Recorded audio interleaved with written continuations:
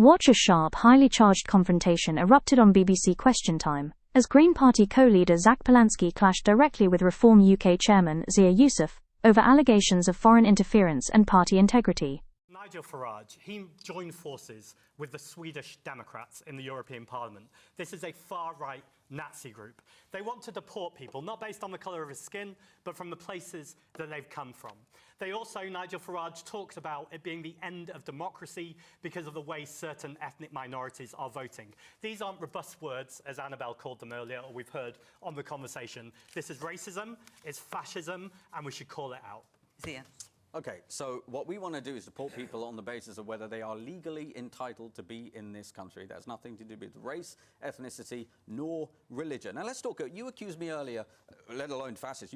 You said that I was peddling disinformation. And I think people watching this programme at home, given the Green Party are right now, to be fair, they're surging in the polls. It's important that people know this. When Zack Polanski is making seductive claims to you, it's important that you understand, before he came into politics, he literally made money by charging women on the promise that he could literally enlarge the size of their breasts by hypnotising them. That is a true statement. And by the way, if you think that's insane, his policies are even more insane. He wants a world without borders. He wants open borders. He wants us to stand down and destroy our nuclear deterrent as Vladimir Putin belligerently marauds into Ukraine. He wants a communist economic system. He wants to legalise all drugs. And in Zack Polanski's version of Britain, his version of Britain, it is legal to sell fentanyl, crack cocaine and heroin, but illegal to rent your flat out. This is the most unserious person to enter British politics in my lifetime. OK, listen, so I'm going to let you respond. There's a whole heap of things there. Do you want to start off with the hypnotherapy? Well, because not everyone may be aware of it, but as I understand it, you spoke to a journalist in The Sun who came to you and said, can you make my breast bigger through hypnotherapy? And you said, yes, and gave it a go.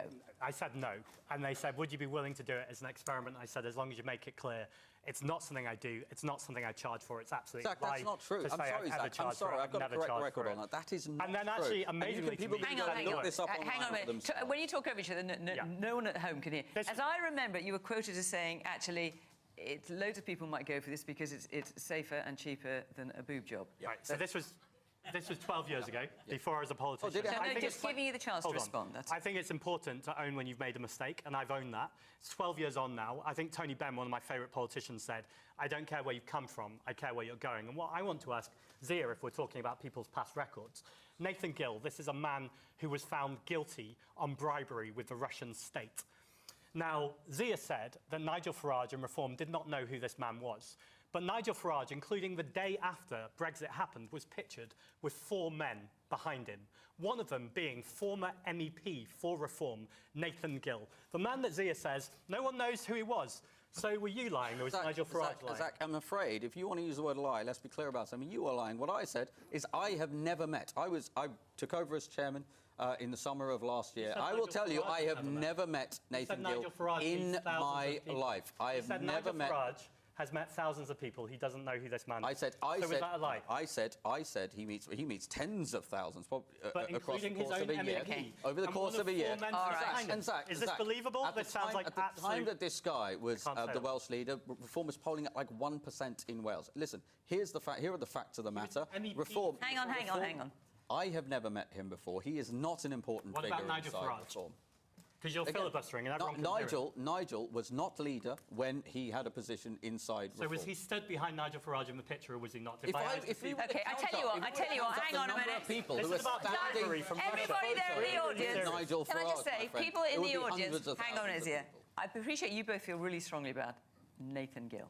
But I can see that people in the audience are going, you know, I'm not sure this is going to make an enormous... bribery from Russia. Right, okay.